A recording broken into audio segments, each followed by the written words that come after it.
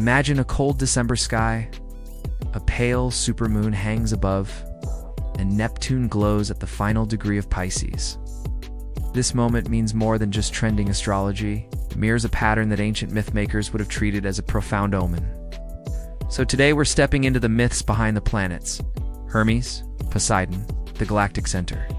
We'll explore why this December alignment feels like the ending of an era and the beginning of something else entirely. Ancient cultures watched the heavens for rhythm and meaning. When the sun or moon crossed key points in the sky, storytellers saw turning points in human destiny. To them, the sky wasn't a clock, it was a prophecy engine.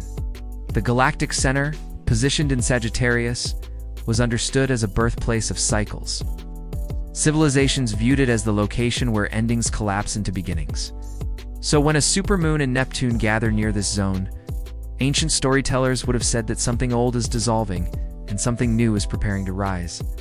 Let's talk about Neptune at the last degree of Pisces. In myth, Neptune is Poseidon, the god who represents oceans, chaos, dissolution, and the great return to the primordial. When Poseidon shakes his trident, cities fall and coastlines break. Symbolically, Poseidon rules the collapse of structures that no longer hold. The last degree of a sign was considered an exhausted place, the final step before the tide breaks and returns to shore. So, Neptune standing in the final degree of Pisces represents the ocean god reaching the end of a cycle. The myths teach that Poseidon never destroys for the sake of destruction. He clears the field for renewal. This is why astrologers and myth scholars describe this moment as the death of the old gods, not literal deities, but the old narratives that have shaped our world. At the same time, we have a supermoon in Gemini. Gemini is ruled by Hermes. Hermes isn't a distant god. He's a messenger, a guide, a thief of boundaries, and the one who carries souls between worlds. A supermoon in Gemini amplifies the mythic role of Hermes. He opens doorways, reveals hidden paths, and disrupts the old map so a new one can emerge. In Greek myth, Hermes appears exactly when a journey must change direction. A supermoon under his rulership signals a sudden acceleration in collective thought, communication, and invention.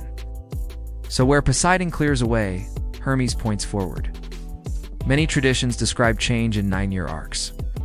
In mythology, 9 represents completion.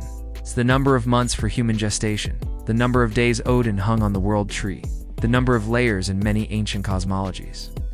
So the idea of a 9-year era ending resonates deeply with how old cultures framed time. From 2016 to 2025, we've shaped our global identity around technology, communication, and the breakdown of old institutions. This alignment marks the symbolic culmination of that arc. In mythic terms, the old narrative has completed its pregnancy. A new one is crowning. Myths never treat endings as failures. They treat them as thresholds. Mesopotamia, Inanna had to descend into the underworld before she could rise. Greece, Persephone had to vanish before spring could return. In Egypt, Osiris had to die before Horus could inherit the world. Every myth threads the same lesson. The story cannot move forward until something dissolves. This alignment mirrors that universal pattern. It isn't a prophecy of destruction. It is a symbolic announcement that a collective storyline is finishing its sentence, making way for the next chapter. Why do so many people feel this shift right now? This is where myth meets psychology. We sense that the world has reached a saturation point. Information overload, institutional mistrust, endless political drama. When Poseidon reaches the final degree of Pisces, myth says the deepest waters churn. The truths we tried to bury return to the surface. And when Hermes lights up the sky with a supermoon, myth says the mind cannot stay silent. New ideas demand expression, and new identities demand to emerge.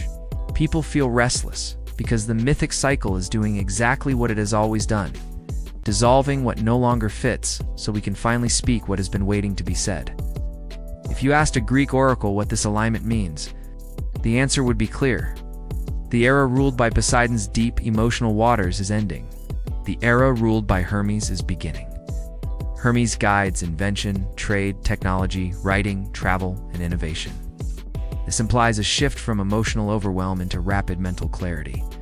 It also implies some turbulence as old systems collapse and new ones rise, perhaps too quickly for comfort.